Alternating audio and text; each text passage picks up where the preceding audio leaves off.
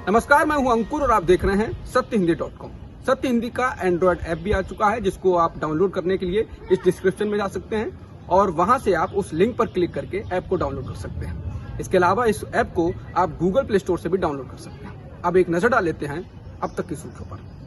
पंजाब कांग्रेस में चल रही भीतरी कलह के बीच आज सीएम अमरिंदर सिंह ने पार्टी के ही हिंदू नेताओं को लंच पर बुलाया है। ये बैठक ऐसे समय हो रही है जब ये सुगबुगाहट है कि पार्टी के हिंदू नेता नाराज चल रहे हैं।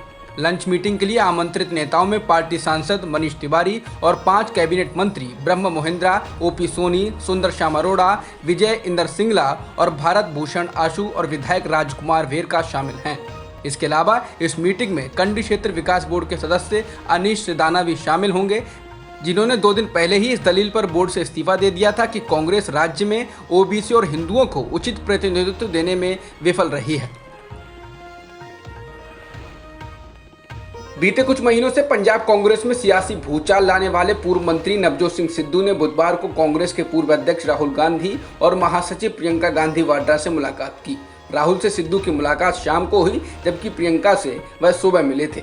कहा जा रहा है कि कांग्रेस आलाकमान ने सिद्धू बनाम अमरिंदर सिंह की जंग में सुलह का फॉर्मूला निकाल लिया है। पंजाब मामलों के प्रभारी और कांग्रेस के राष्ट्रीय महासचिव हरीश रावत ने भी कुछ दिन पहले कहा था कि जुलाई के पहले हफ्ते तक इस मुद्दे को सुलझा लिया जाएगा। राष्ट्रीय जांच एजेंसी यानी एनआईए की एक अदालत ने गुरुवार को असम के विधायक अखिल गोगोई को यूएपीए के मामले में आरोप मुक्त कर दिया है। गोगोई के खिलाफ ये इकलौता लंबित मामला बचा था और अब इस मामले में आरोप मुक्त होने के बाद वह सभी आरोपों से मुक्त हो गए हैं और जल्द ही जेल से बाहर निकलने की संभावना भी है। बता दें, गोगोई को दिसंबर 2019 में असम में सीएए के विरोध प्रदर्शनों में कथित भूमिका के लिए गिरफ्तार किया गया था। भारत के मुख्य न्यायाधीश एनवी रमना ने बुधवार को एक कार्यक्रम के दौरान कहा कि हर बार कुछ सालों के बाद शासक बदलने का अधिकार तानाशाही से सुरक्षा की गारंटी नहीं है।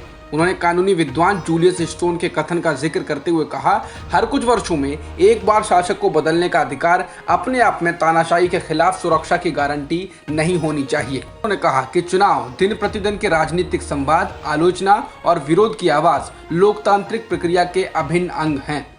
सीजेआई रमना ने कहा कि आज़ादी के बाद से 17 आम चुनावों में जनता ने अपने कर्तव्यों को उचित रूप से निभाया है और अब उन लोगों की बारी है जो राज्य के प्रमुख अंगों का प्रबंधन कर रहे हैं, वे इस पर विचार करें कि क्या वे संवैधानिक जनादेश पर खरा उतर रहे हैं।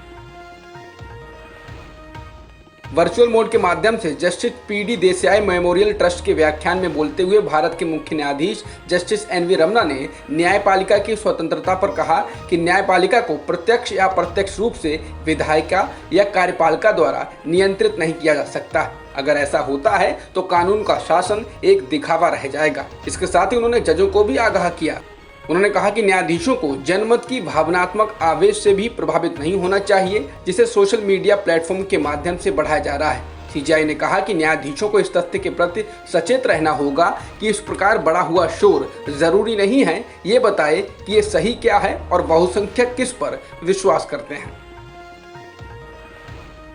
दिल्ली हाईकोर्ट ने इस्लाम धर्म अपनाने वाली 29 वर्षीय महिला की सुरक्षा सुनिश्चित करने के लिए दिल्ली पुलिस को निर्देश जारी किया है। यूपी के शाहजहांपुर जिले की रहने वाली महिला का आरोप है कि जब से उसने धर्म परिवर्तन किया है तब से ही उसे उत्तर प्रदेश पुलिस, कुछ मीडिया संस्थान धमका रहे हैं और प्रताड़ित कर रहे हैं। इसके बाद न्यायमूर्ति सी हरिशंकर की अवकाश पीठ ने महिला के मामले को रोस्टर बेंच के समक्ष 5 जुलाई को सूचीबद्ध करने का निर्देश देते हुए पुलिस को निर्देश दिया कि जब तक नियमित पीठ इस मामले पर सुनवाई नहीं करती तब तक उसके जीवन और सुरक्षा की रक्षा के लिए पर्याप्त कदम उठाए जाएं। अपनी याचिका में महिला का कहना है कि उसने अपनी मर्जी से इस्लाम कबूल किया है, लेकिन 23 जून के बाद से उसको कुछ मीडिया से संबंधित लोगों के कॉल आने लगे और वो उसको खबर छापने की धमकी देने लगे। महिला का कहना है कि एक व्यक्ति ने तो उससे जबरन 20,000 रुपए भी ले लिए। उत्तराखंड के मुख्यमंत्री तीरथ सिंह रावत को अचानक दिल्ली बुलाए जाने से राज्य के अंदर अटकलों का बाजार गर्म हो गया है। तीरथ इन दिनों संवैधानिक संकट का सामना कर रहे हैं। लोक प्रतिनिधित्व अधिनियम के अनुच्छेद 151A के मुताबिक चूंकि मुख्यमंत्री तीरथ सिंह रावत विधायक नहीं हैं, इसलिए उन्हें इस पद पर बने रहने के लिए मुख्यमंत्री चुने जाने के दिन से 6 महीने के अंदर विधानसभा का निर्वाचित सदस्य बनना होगा और ये समय सीमा 9 सितंबर को खत्म हो जाएगी। ऐसे में तीरथ के पास 2 महीने से कुछ ज़्यादा दिन का वक्त ही बचा है, लेकिन यहाँ भी एक मुश्किल है। लोक प्रतिनिधित्व अधिनियम का अनुच्छेद 151 ये भी कहता है कि ऐसे राज्य में जहां चुनाव होने में 1 साल से कम का वक्त हो वहां उपचुनाव नहीं कराए जा सकते और राज्य में चुनाव होने में 1 साल से भी कम का वक्त बचा है, जिसके बाद बीजेपी के अंदर इसको लेकर विचार चल रहा है कि वो करे तो क्या करे। गुजरात पुलिस द्वारा आतंकवाद के आरोपों में गिरफ्तार किए गए बशीर अहमद बाबा को अब अदालत ने 11 सालों के बाद बरी किया है। अदालत ने कहा कि अभियोजन पक्ष यूएपीए के तहत बशीर अहमद बाबा के खिलाफ आरोपों को साबित करने में विफल रहा है, जिसके बाद आखिरकार कंप्यूटर पेशेवर अहमद श्रीनगर में वापस घर लौटे। 19 जून को अदालत ने बचाव पक्ष के इस तर्क को बरकरार रखा कि अहमद कैंसर के बाद की देखभाल पर 4 दिवसीय शिविर में भाग लेने के लिए गुजरात का दौरा कर रहे थे, ताकि किमाया फाउंडेशन के माध्यम से वो घाटी में रोगियों को ऐसी सेवाएं दे सके। बता दें 43 वर्षीय अहमद को 13 मार्च 2010 को गिरफ्तार किया गया था। उन पर राज्य में एक आतंकवादी नेटवर्क स्थापित करने और 2002 के दंगों से नाराज मुस्लिम युवाओं को हिजबुल मुजाहिदीन में भर्ती कराने के आरोपों में गिरफ्तार किया गया था। भारत में मंजूर की गई कोविशील्ड और कोवैक्सीन को यूरोपीय संघ द्वारा वैक्सीन पासपोर्ट के लिए शामिल नहीं करने पर भारत ने अब कड़ा रुख अख्तियार किया है। इसने कहा है जैसे यूरोपीय संघ पेश आएगा उसी तरह से भारत भी पेश आएगा, यानी कोविशील्ड और कोवैक्सीन को यूरोप में यात्रा के लिए कोरोना प्रतिबंधों से छूट के लिए शामिल नहीं किया जाता है तो भारत भी यूरोपीय देशों के नागरिकों को भारत में मैंडेटरी यानी अनिवार्य क्वारंटीन से छूट नहीं देगा।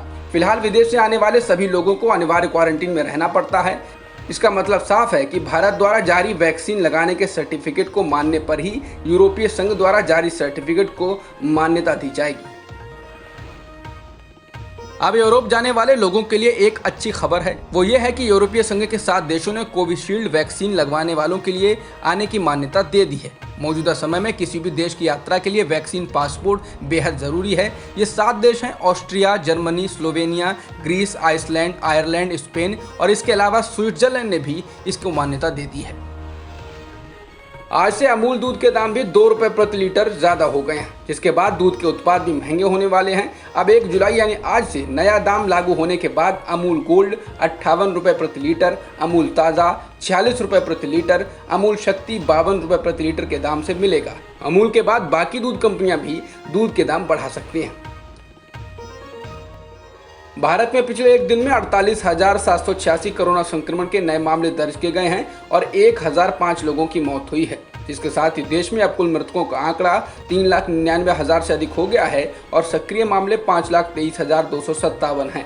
इसके अलावा पिछले 24 घंटों में 61,588 लोग ठीक हुए हैं। देश में रिकवरी रेट अब बढ़कर 96.97% हो गया है। वहीं अब तक कुल वैक्सीनेशन 33,57,16,000 से अधिक लोग करा चुके हैं। इनमें अधिकतर वो लोग हैं जिनको एक ही डोज लगी है। अब तक की खबरों में इतना ही। बाकी खबरों के लिए बने रहिए सत्यहिंदी.com के साथ। सत्य हिंदी का ऐप डाउनलोड करें गूगल प्ले स्टोर पर।